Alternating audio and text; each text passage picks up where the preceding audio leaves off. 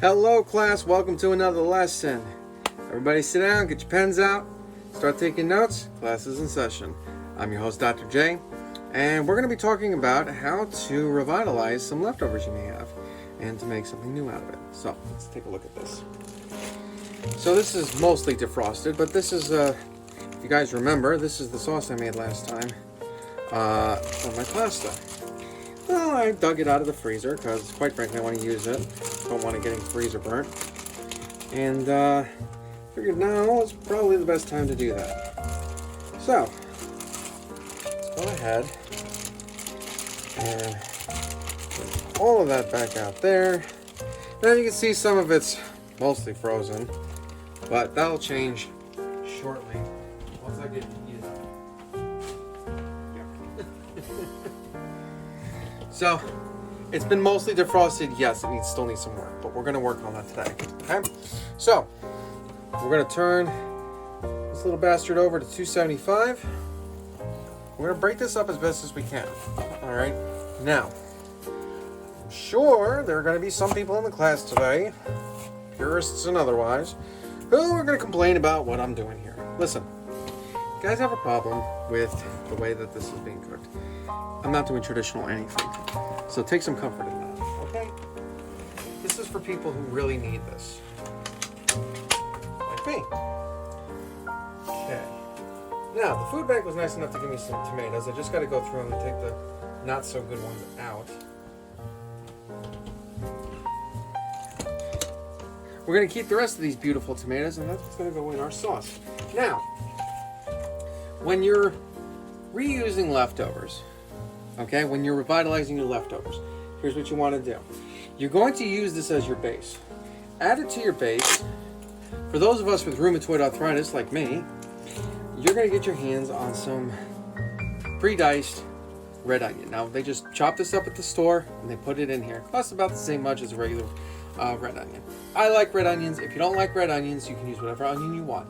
I just like red onions. Don't come for me. So I'm going to add that in there as this is defrosting.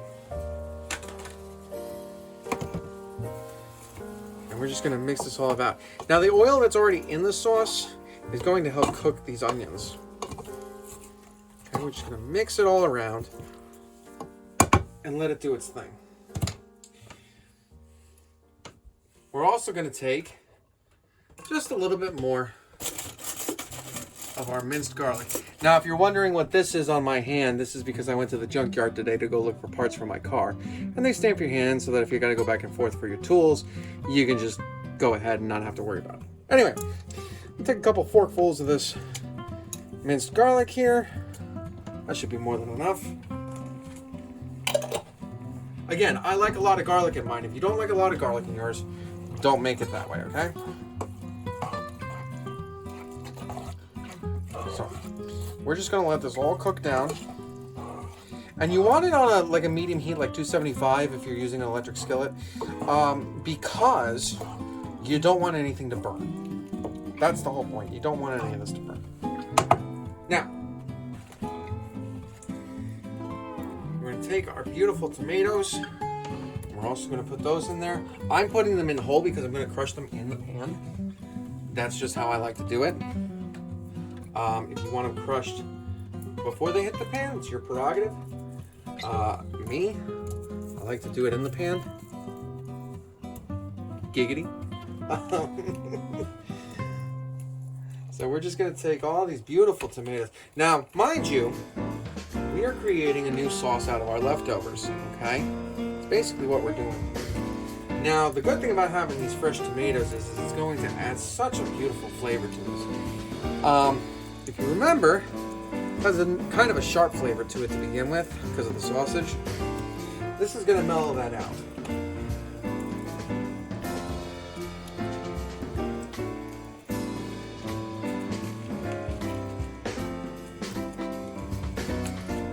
Okay.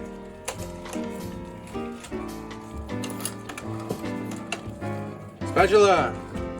And we are going to crush our tomatoes. Now you can use, and in this case you might want to use, something like a potato masher like this. Okay? Just be careful because you know, in this case I have a non-stick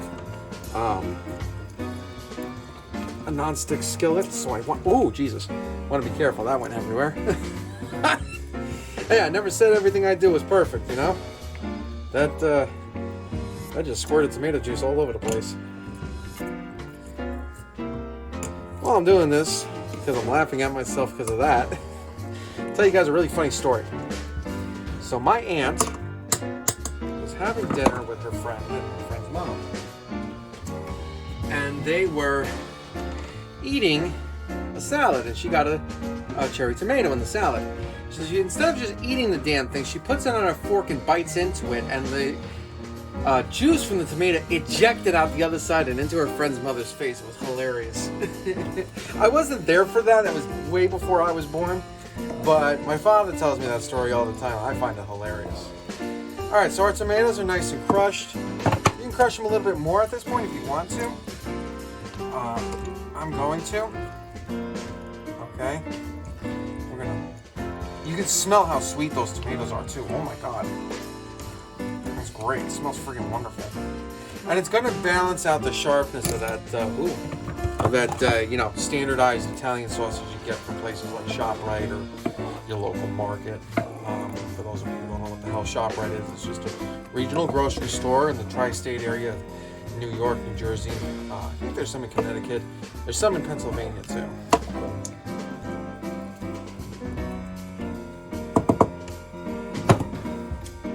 Realistically, you don't need that much else. Okay? A little bit of pepper. A little bit of salt. Now, here's the part that's going to piss off a lot of the purists, the Italians, whatever. Alright? Again, if you guys remember from my last episode, my adopted grandmother was from Sicily. She would always tell us to put the wine in the sauce because you're flavoring the tomatoes. If you do it the other way around, it's not wrong. It's just different. Okay? If you put it in with the meat, you're seasoning the meat. If you're using only ground beef or ground turkey, if you're already using a type of Italian sausage, you don't need to do that. And you actually can do it this way, and that's what I'm going to do. So what I'm going to do is, because I also want to get rid of the rest of this. Mind you, this is what you do when you want to get rid of your leftovers, okay? If you got like leftover ingredients, you're going to want to use as much of it as you can. And the idea here is that this is going to last. Now you see how it's kind of turned watery here? It's going to thicken up. It's going to thicken up real quick. I'm going to keep this on a low simmer at 275 degrees Fahrenheit on my electric skillet. I'm going to grab my lid and put it over that. We're just going to let this sucker cook and cook and cook. Alright? Then we're going to come back and we're going to finish it up. Now, why am I teaching you guys this? I already taught you guys how to make sauce. Okay? Is it traditional Italian sauce? No. But it's a sauce you can use when you're on a budget or if you're on supplemental assistance. Now, the reason why I'm teaching you how to do this is a way for you to revitalize your leftovers, okay? When you're revitalizing your leftovers, you look around and you say, okay, what do I have left that could maybe extend the life of my leftovers if I put it back in the freezer? I can make another couple of meals out of this. I'll tell you right now that I'm probably going to be able to make at least another 2 or 3 meals out of this. Easily. And that's because there's a lot there, number one. Number two, I enjoy pasta. I don't eat it that much anymore because, quite frankly, I am trying to lose some fucking weight. If you guys can't tell from my fat fucking hands, I am trying to lose some weight, okay? I am quite the chonker. So, you know, we are trying to lose some weight. We're trying to be healthier. So I'm trying to lower my portions and trying not to eat as many carbohydrates. I'm trying to mostly stick to things like meats, fruits, and veggies. I'm trying to stay away from breads as much as I can, but you know food banks, they give you fucking bread every time. So, it is what it is. Anyway, we're going to come back and take a look at this about an hour. Right now it is 5:30. So I'm going to come back at 6:30, and we're going to see where we are. And mind you, you can cook this as long as you want. The longer you cook it, the better it's going to taste. I'm going to tell you that right now. If I had time this morning to do this, I probably would have done this first thing in the morning. Unfortunately, I didn't. So, got to do what you guys do. All right? See you in an hour. All right, so it's been about 45 minutes, and I'm actually going to open this up. Woo!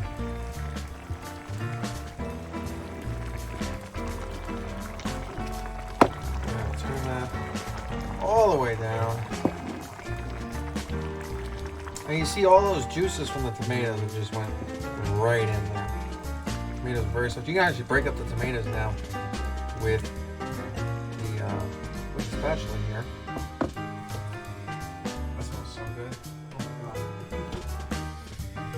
So we are going to. You see, it's a lot thicker than it was before. It's going to thicken up as it cools. Now, again, the whole idea here, folks, is we're repurposing everything, okay? So as you can see, I had some leftovers. I took some ingredients that I had left over and, well, made some more sauce. Now, you can do this with anything, though. Like, let's say you have some fried rice, okay? If you watched my video, you made some fried rice with that, and so what the hell am I going to do with this? Well, you can do a lot of things with that. You can use it to make omurice. You can use it to make just rice and omelet. You can use it to make rice porridge. And it does come in handy. All right, so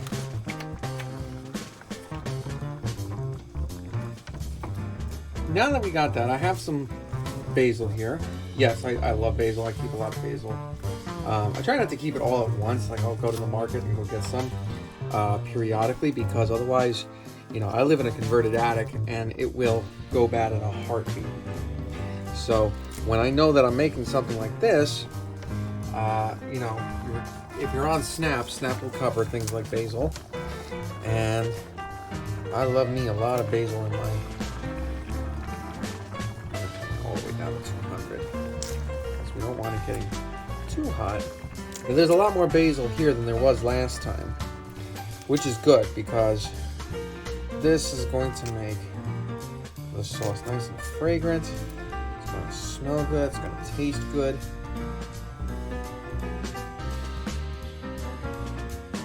And we're going to have just this really nice, beautiful sauce here. Now, this is on like super duper low, the lowest setting I have right before just keeping it warm. Okay, and the reason why I'm doing that is because, number one, I'm going to want to kill the basil. I'm only using half of it right now, and I'm going to let this just really slowly cook. Okay. I mean, I wish you guys could smell it. You smell the freaking basil. It's great. And the sweetness of the tomatoes that are in there really helps balance out that Italian sausage that was in the original sauce.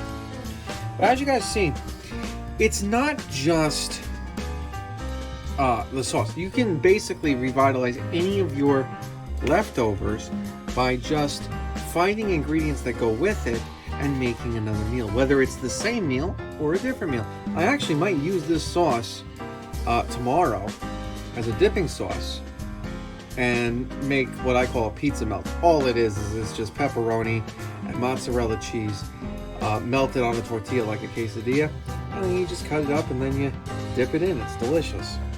And if you guys want me to show you how to make that, you know, leave me a comment down below, and I will dedicate a video towards making pizza melts. Really easy. Literally, I think that entire meal will cost you like maybe a couple of bucks. It's really not that expensive. All right, now we're just gonna keep this on, keeping it warm. And just like before, guys, we're gonna make our pasta. I'm gonna take about half of this out, but not before I put the last of the basil in. But we're gonna let this collect here. Alright, whatever. Good enough. And we're just gonna mix in the rest of our basil. I want to add it a little bit at a time, but to be perfectly honest, this is fine. For what I'm using it for, this is fine. And if you're making it for a large dish, Okay, if you're in a situation like me where, you know, it's very likely that, you know, leaves go bad, and they do, when you live on what's basically a converted attic like I do, you know, it tends to happen a lot more quickly. Now, I'm not complaining. I actually like where I live. I'm quite happy where I am. It's just that sometimes I got to be careful because certain things, you know, fruits, veggies, herbs, will go bad a lot more quickly than, you know, if I had my own apartment. Okay. I'm going to leave that on, just keeping it warm at this point. And then, like I said, we're going to get our spaghetti boiling. Now, this time I'm actually not using spaghetti.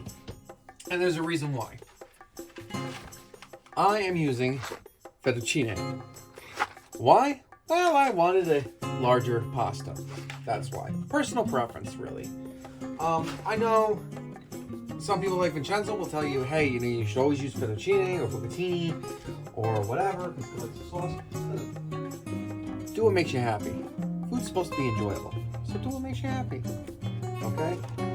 If you like fettuccine, use fettuccine. If you like spaghetti, use spaghetti. I would say probably a flatter pasta would be kind of better for this anyway.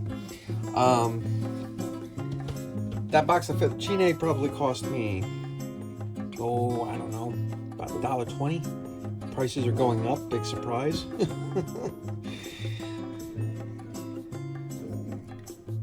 You see how nice that is now? It's beautiful. All right, so I'm gonna go off camera, make the pasta just like I did last time, and you guys will see this is how you make your leftovers work for you. Okay, be right back. All right, so here we go, class. We're gonna mix it all together here. We're gonna get this all to know each other. That just looks delicious. Now, like I said, you know, this is a great way for you to put some life back into your leftovers. Now, as I said earlier too, this isn't the only dish you can do something like this with. Look around your house, see what you have in your fridge, and find out what ingredients go best with what you got. In my case, I had a lot of this sauce left over, so I said, screw it. I'm gonna make some more pasta.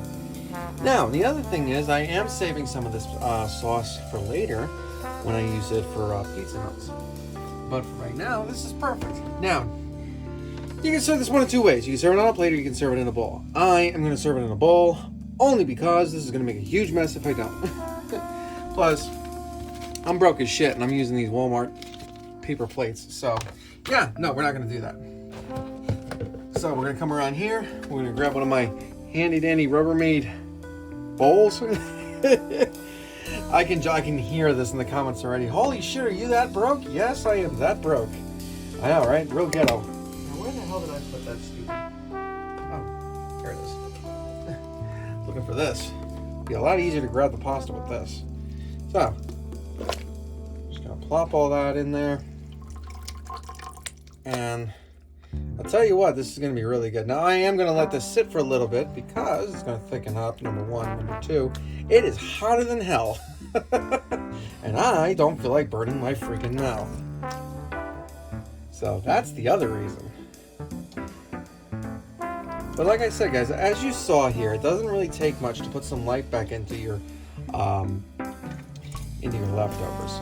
So, you know, if ever you're sitting at home and you're going, okay, what the hell am I going to make for dinner tonight? And you don't know, and you got a bunch of leftovers in there. Well, take the time, look and see what you got that would work best with your leftovers. You'd be really surprised to find that there's a lot of stuff you can make with leftovers. And it's, like I said, it's not just this. I just happen to have a shitload of this left over, and that's why I'm doing this. It's really for that and no other reason. If I had, you know, leftover rice and beans, Puerto Rican rice and beans, arroz con gandules, I would be making Puerto Rican fried rice, to be honest with you. And if you guys ever want me to show you how to make that, it's a really neat little fusion of Puerto Rican ingredients and Asian cooking techniques. let me know. And I'll show you how to make it. And yes, you can make that just like the fried rice that we made last time. It's really simple to make, especially with leftovers. Now, lucky for me, this pan, all you gotta do is wipe it down and it's good to go for the next meal. Which is great because I hate doing dishes. All right, so we got our pasta. Grab a fork. Let's mix this up a little bit more, shall we? Look at that. Look how hearty that looks too. Like that is straight up, full on me making a mess, but full on meal. Oh my God. Never fails. Anyway, I know everybody's like, you're a klutz, Dr. J. Anyway, we're gonna take some Parmigiano Reggiano. I almost said Pecorino Romano. I don't like Pecorino Romano that much. Parmigiano Reggiano. I happen to like a shitload in my pasta. Okay, that's one thing I'll definitely agree with all of these Italian cooking YouTubers is that I love a shitload of cheese in my pasta. I love it. It's great. It makes it just so much nicer. I can smell the basil. I can smell the fresh tomatoes in there. Mix that all together and look at that, folks. There you go. Pasta round 2. All it took was a little bit of effort.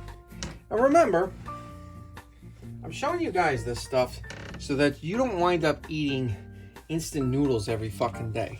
I know some of you college students out there who are broke as shit, are being a bunch of Vikings and eating nothing but freaking instant ramen noodles. I will come over there and straighten you out if I have to. You need to eat healthy, or at least somewhat healthy. The other thing too, I just want to throw this in here. If you suffer from depression, which I do, I have depression very bad. I've had it bad for many, many years. A good meal is a great way to alleviate depression. Food always makes us feel better. Granted, don't go overboard or you'll be a fat ass like me, but it does make us feel better and it can help if you're feeling depressed. But make sure you eat healthy, you eat smart. Don't load up on junk food, okay? The food bank gave me this. Yeah, my partner was ready to kill me. So don't be, binge eating M&Ms, but at the same time, when you're making yourself a meal and you don't have access to a stove and you're just, sitting there going, oh, well, I guess I'm going to make instant this or instant that. No, that instant stuff is disgusting, first of all. I don't care what anybody says. That instant stuff tastes like crap. The only instant thing I think I use is the ramen noodles. And I don't even use the flavor packs that come with it because that shit is 99% salt. Okay? But you can make yourselves good meals. Okay? And a good meal will always make you feel better. Always remember that. Number 1. Number 2, like I said, you can always repurpose your leftovers for another meal. Take the time, look around, see what you got, and put it together, okay? There's always a way for you to revitalize your leftovers. Doesn't mean you have to eat the exact same thing over and over and over again. You can always make something different. Now, leave me a comment down below, and if you guys want, I'll show you another way to use your leftovers. I will use the pasta sauce as a dipping sauce, and I'll teach you guys how to make pizza melts. Pizza melts are fun when you're doing a lot of paperwork, like for instance, you're writing an essay, or you're doing your dissertation and you just need something right there next to the computer. It's a really good way of doing that, and quite frankly, if you're broke, it's amazing because the cheese comes in a pack that costs $2. The tortillas come in a pack that costs $2. And you really only need like one really large tortilla, a few slices of cheese, and a bunch of pepperoni. The pepperoni costs like $1.25 a pack. Okay? So, remember, you can always reuse your leftovers and try to have a good meal and take care of yourselves. Alright? As your professor, I have to make sure that you guys take care of yourselves. I don't want you guys going out there eating crap. Alright? And, just not taking care of yourself. I've been there, I've done that, I know what that's like. Okay? So, if you like everything that you saw, please like, share, and subscribe. And for now, I'll see you next time. Class dismissed.